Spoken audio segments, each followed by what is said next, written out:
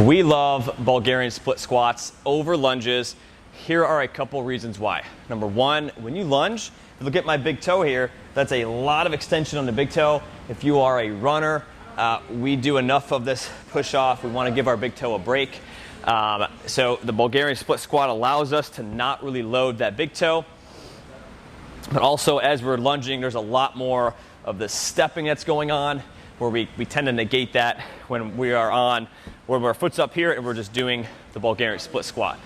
The other thing is, this will also let me know how tight my quad is, or if I'm here and I'm like, oh man, I'm really stiff, that might be a sign we should probably get into our couch stretch and do a little bit of work. So this lets us know, A, we might have to do some mobility work on our quad, and B, it does not load our big toe. So if you do have a bunion, if you do have some stiffness in the big toe, this will give you a break and still allow you to work on your single leg strength and mobility and really motor control, whether you're running, squatting, crossfitting, whatever it is, allow you to be a more functional human being and stronger and work on your weaknesses from side to side. So what we're doing here, we'll get to the weight in a second, but I like to just bring my foot out a decent distance away.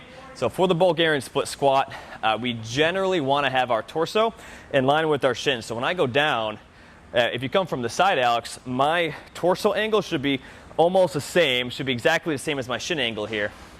And if it's not, that can mean a couple things. If you don't allow that knee to translate forwards, you'll end up kind of leaning too far forwards. If you let it go too far, if you let that knee go way too far forwards, I'll be too upright. So a good rule of thumb, if you have a mirror you can look at, you want the shin to be the same angle as my torso, which mine I think looks pretty darn good. Really focusing on keeping your core engaged. Press that big toe into the ground, slowly coming into it. Low as you can, feel that big old quad stretch, and then squeeze your butt on the way up. This is the Bulgarian split squat. Do not be afraid to let your knees go beyond your toe. That's totally normal. And then we can load it up. I love loading in the front. Take it out a little bit more. Keeping that core engaged, controlling all the way down, all the way back up. I love this for runners, because when you are running, I mean, this is basically the position you're in when you're pushing off.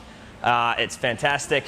And if you do a lot of squatting, or just if you have to walk upstairs, single leg activity, and a lot of CrossFitters, a lot of power lifters have one side that's a little bit more stronger than the other. This allows us to work on that Bulgarian split squat.